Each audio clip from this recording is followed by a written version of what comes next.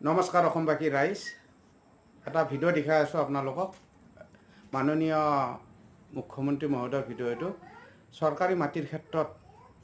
এই ভিডিঅ'টোত কি কৈছিলে তেখেতে সেইটো শুনাই আছোঁ আৰু তাৰে পিছত কি একশ্যন হ'ল সেইটো মই আপোনালোকক দেখুৱাই আছোঁ যদি চেনেলটো নতুনকৈ আহিছে চেনেলটো লাইক কৰিবলৈ নাপাহৰিব আৰু লগতে ছাবস্ক্ৰাইব কৰি দিব তেওঁলোকে ভিডিঅ' ৰেকৰ্ডিং কৰি লৈ যিমান চৰকাৰী ভূমিত বাস কৰি থকা লোক আছে সকলোকে মেডি পট্টা বিজেপি দলে হাতত তুলি দিব ইয়াৰ পিছত